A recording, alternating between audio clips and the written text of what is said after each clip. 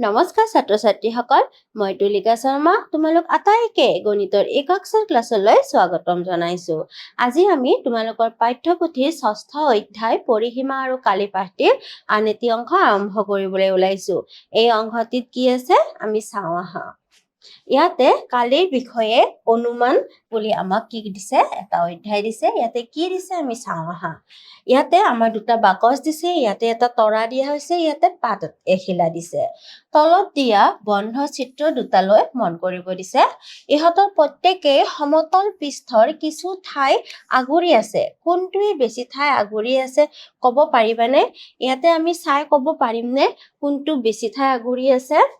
তাৰ কাৰণে আমি কি কৰিম, এটা সম্পূৰ্ণ বৰ্গৰ কালি আমি এক বৰ্গ একক ধৰিব পাৰো। আৰু যদি এটা বৰ্গৰ আধাতকৈ অধিক অংশ চিত্ৰই আগুৰি থাকে তেতিয়াও তাক আমি এক বৰ্গ একক হিচাপে গণনা কৰিব পাৰো। যদি বৰ্গৰ আধা অংশ আগুৰি থাকে তাক আমি কি কৰিব পাৰো, আধা বৰ্গ একক। আৰু আধাতকৈ কম অংশ যদি আগুৰি থাকে তাক আমি কি কৰিম, সম্পূৰ্ণৰূপে বাদ দিম। তাৰপিছত কি কৈছে, ওপৰৰ নিয়মসমূহৰ জৰিয়তে আমি অনিয়মিত আকৃতিৰ এটা মোটামুটি কালি উলিয়াব পাৰো। ইয়াতে আমি দেখিছো এইটোৱে কি কৰিছে, এটা বৰ্গৰ আধাতকৈ বেছি ঠাই আগুৰি আছে। এইখিনি আধা হয়, তাতকৈ বেছি ঠাই আগুৰি আছে, গতিকে এইটো আমি ধৰিব পাৰো। ইয়াতে এইটো আধাতকৈ কম অংশ আগুৰি আছে, গতিকে আমি এইটোক নধৰো। ঠিক সেইদৰে আমি এইটোক উলিয়াব পাৰো। গতিকে আমি এটা মোটামুটি কালি উলিয়াব পাৰো। এইটো চিত্ৰৰ কাৰণে যদি আমি উলিয়াও আমি কি দেখিম, 1 2 3 4 5 6 আমি 6 দেখিছো। তাৰপিছত আমি আধা দেখিছো, এইটো আধা। আৰু এইটো আমি বাদ দিব পাৰো, এইটো আমি বাদ দিব পাৰো, এইটো আমি বাদ দিব পাৰো, এইটো বাদ দিব পাৰো। গতিকে আমি আধা কেইটা দেখিছো, এটা দেখিছো। গতিকে আমি ইয়াৰে কি লিখিব পাৰো, 6½ বৰ্গ লিখিব পাৰো, বৰ্গ একক লিখিব পাৰো। এইটো আমাৰ এই চিত্ৰটোৰ কাৰণে আমি ক'ব পাৰো। আকৌ এইটো চিত্ৰৰ কাৰণে আমি কেনেকৈ উলিয়াব পাৰো, খটোৰ কাৰণে যদি আমি উলিয়াম, আমি ইয়াতে দেখিছো, প্ৰথমতে আমি সম্পূৰ্ণ চাই লওঁ। 1 2 3 4 5টা, একদম সম্পূৰ্ণ কেইটা আছে, 5টা আছে। তাৰপিছত আমাৰ আধাতকৈ বেছি 1 2 3 4টা, মোটামুটি 4টা, এইটোও ধৰিব পাৰি 5টা। ইয়াতো আমি 5টা পাইছো। আধা বা আধাতকৈ কম, আমি আধা চাই লওঁ। 1 2 আমি আৰু দেখিছো 2, আমি 2 দেখিছো। গতিকে আমি 2 × ½ পাইছো। গতিকে এইটো কটা যাব, গ'লে আমি দেখিলো 10 + 1 আমি 11 বৰ্গ একক লিখিব পাৰো। আমি এনেকৈ অনুমান কৰি ল'ব পাৰো। ইয়াৰ পিছত আমি তোমালোকৰ পাঠ্যপুথি কৰি চাওঁ আহা 6.5ত কি আছে চাওঁ আহা। সৰলৰৈখিক একক আৰু পনীয়াকৈ একক লৈ তলৰ চিত্ৰবোৰৰ পৰিসীমা আমাক উলিয়াব দিছে। প্ৰথমতে আমি এই চিত্ৰটো কৰি চাইছো, প্ৰথম চিত্ৰটো। এইটো চিত্ৰত কি আছে আমি চাইছো, ইয়াতে সৰলৰৈখিক ভাৱে কেইটা বিন্দু দিয়া আছে আমি চাম, কেইটা বিন্দু টাচ কৰি গৈছে, স্পৰ্শ কৰি গৈছে। 1 2 3 4 5 6 7 8 9 10 11 12 13 14 15 16 17 18 19 20 1 2 3 4। গতিকে আমি কি ক'ব পাৰো, 24 ক'ব পাৰো। আৰু ইয়াতে কি কৈছে, কোণীয়াকৈ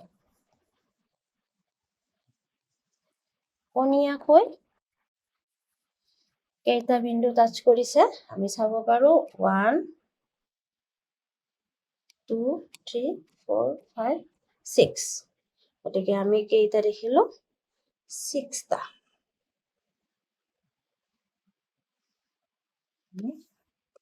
6টা বিন্দু টাচ কৰা আমি দেখা পালো।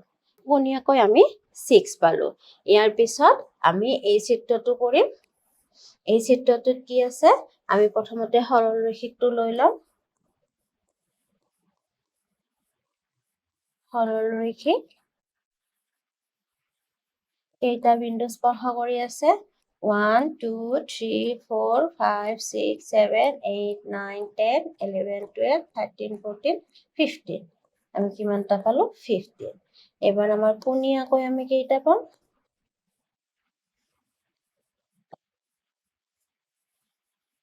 কোণীয়াকৈ 1 2 3 4 5 ঠিক আমি কেইটা পালো 5 পালো ইয়াৰে পিছৰ চিত্ৰটি চাইছো ইয়াৰে পিছৰ চিত্ৰটি দিয়া আছে এইটো চিত্ৰত সৰলৰৈখিক কি হ'ব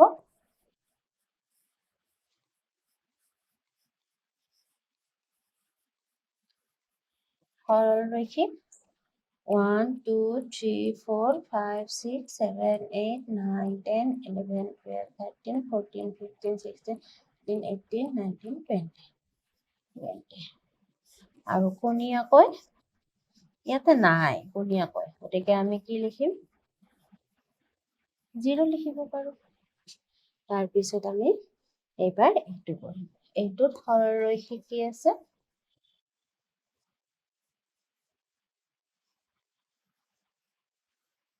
সৰলৰৈখিক 1 2 3 4 5 6 7 8 9 10 11 12 13 14 15 16 17 18 19 20 1 2 3 4 5 6 গতিকে আমি কি পালো 26 আৰু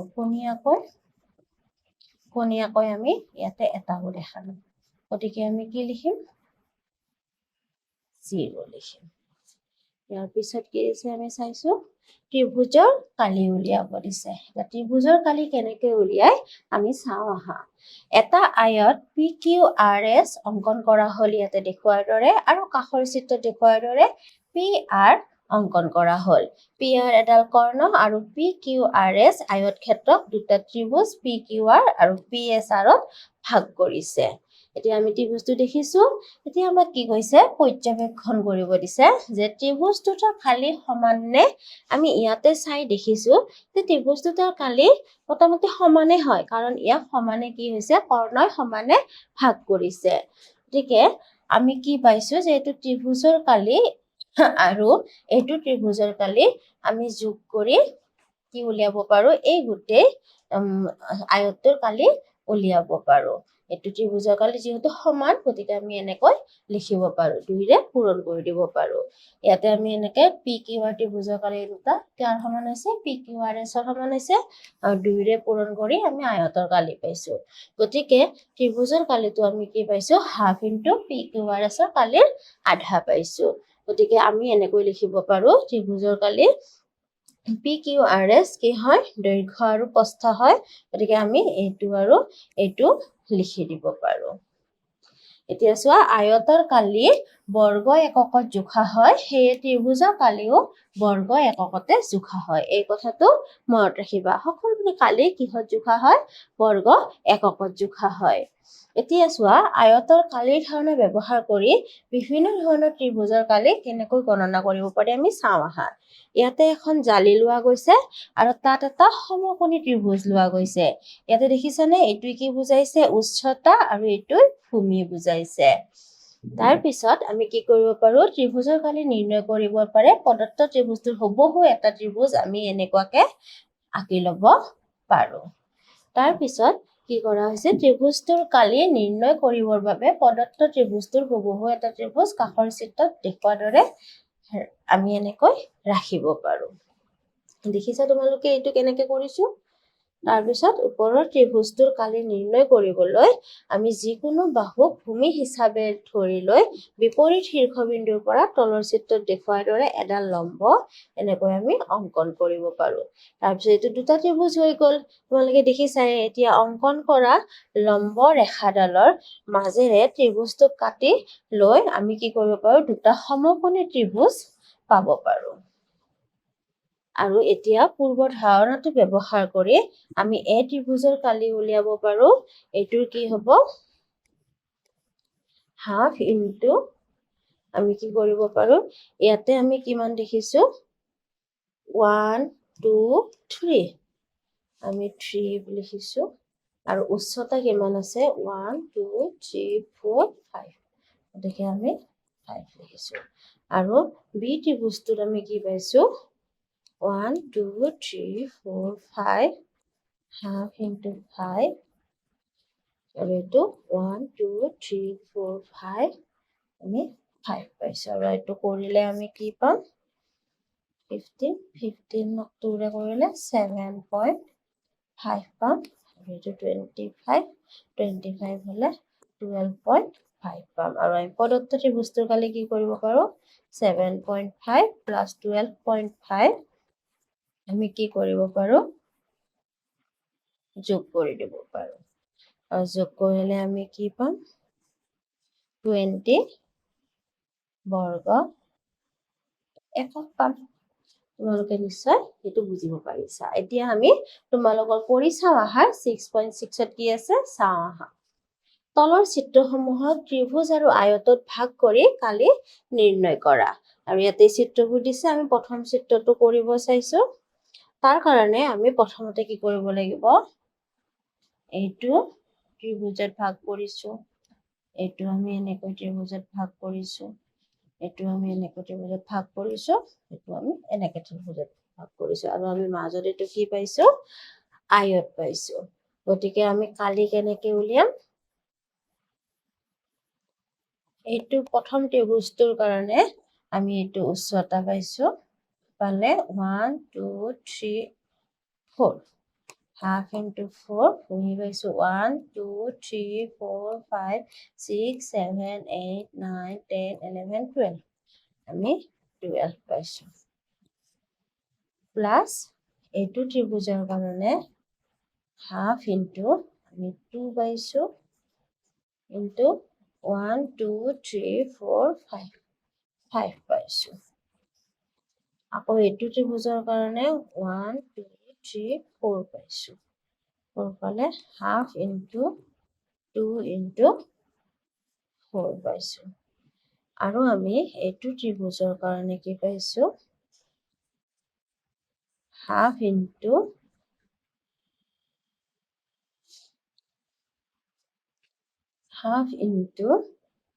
3 into 1 2 3 4 5 6 7 8 9 10 11 আমি 11 পাইছো প্লাস এবার আমি আয়তটোৰ কাৰণে 1 2 3 4 5 6 7 পাইছো গতিকে 7 into 2 পাইছো এইটো আমি আয়তৰ কালি পাইছো এটোৰে এইটো দুবাৰ যাব এটোৰে এইটো একবাৰ যাব এটোৰে এইটো একবাৰ যাব গতিকে এইটোক আমি কি কৰিব পাৰো 3 ৰে 1.5 গতিকে আমি এইটোত কি পাম 24 প্লাস আমি 5 পাম প্লাস আমি এইটো 4 পাম এটোত আমি কি পাম 55 5 আৰু 16.5 পাম আৰু এটোত আমি 14 পাম ইমান বৰ্গ একক তাৰ পিছত আমি যদি যোগ কৰো 4 4 8 8 4 12 13 14 15 16 17 7 এক হাতে গ'ল 3 3 1 4 4 1 5 5 বৰ্গ একক আমি পাম ইয়াৰ পিছৰটো চাইছো এইটোক আমি কি কৰিব পাৰো দুটা চিত্ৰতে আমি দুটা তিনিটা চিত্ৰতে ভাগ কৰিব পাৰো 1 গতিকে কালি উলিয়ালে কি কৰিব পাৰো হাফ ইনটু 1 2 3 4 5 5 1 2 3 4 5 6 7 8 9 10 11 12 13 13 আমি পাইছো প্লাস half into 1, 2, 3, 4, 5, 6, 7, 8 into 1, 2, 3, 4. 4 পাইছোঁ আৰু এইটো আমাৰ 1, 2, 3, 4, 5, 6, 7, 8, 9. আমি 9 পাইছোঁ আৰু এইটো আমি 8 পাইছোঁ। আমি এনেকৈ কৰিব পাৰোঁ। এইটোৰে এইটো পাৰ যাব 6.5, গতিকে পূৰণ কৰিলে 25ৰ 5, 2 হাতে 32 32, 2ৰে 4, 4 4 গুণ 16 আৰু 8 9 গুণ 72 বৰ্গ একক আমি পাইছোঁ। গতিকে আমি কি পাম? 80, 110, 120, 126.5 বৰ্গ একক। গতিকে তোমালোকে নিশ্চয় বুজিব পাৰিছা। ইয়াৰ পিছৰটো চাইছোঁ। ইয়াৰ পিছত আমাক কি দিছে? এইটো চিত্ৰত আমি কি কৰিম? 1, এইটো আমি আয়ত পাইছোঁ। গতিকে আমি এইটো কৰিব পাৰিম। এইটোৰ কালি আমি কেনেকৈ উলিয়াম? প্ৰথমতে আমি আয়তটো ধৰি ল'ব পাৰোঁ। 1, 2, 3, 4, 5, 6, 7, 8, 9, 10. 10 into 1, 2, 3, 4, 5, 6. 10 into 6 plus half into 1, 2, 3, 4, 5. 5 into 1, 2, 3, 4. 4. তাৰপিছত half into 1, 2, 3, 4, 5. 5 into 1, 2, 3, 4. 4. 2ৰে এইটো হ'ল 2 বাৰ, 2ৰে এইটো হ'ল 2 বাৰ। গতিকে আমি কি পালোঁ? 60 plus 10 plus 10 বৰ্গ একক। আৰু আমি যদি কৰোঁ কি হ'ব? 80 বৰ্গ একক। ইয়াৰ পিছত কি আছে? এইটো চিত্ৰ। এইটো চিত্ৰকো আমি সেনেকৈ ভগাই ল'ব লাগিব। এইটো এটা পাম, এইটো এটা পাম। আৰু এতিয়া যদি আমি কালি উলিয়াম, কালি half into 1, 2, 3, 4, 5. আৰু এইটো হ'ব 1, 2, 3, 4, 5, 6. 6 plus 1, 2, 3, 4, 5, 6, 7, 8, 9, 10, 11. into এইটো পাইছিলোঁ 6 plus half into 1, 2, 3. আৰু এইটো পাইছিলোঁ আমি 6. হাফেৰে এইটো হ'ল 3 বাৰ, হাফেৰে 6ক হ'ল 3 বাৰ। আমি পালোঁ 15 plus 66 plus 9 বৰ্গ একক। বৰ্গ একক। গতিকে আমি কি পাম? 9 কৰিলে আমি পাম 75, 75, 85, 90. 90 বৰ্গ একক।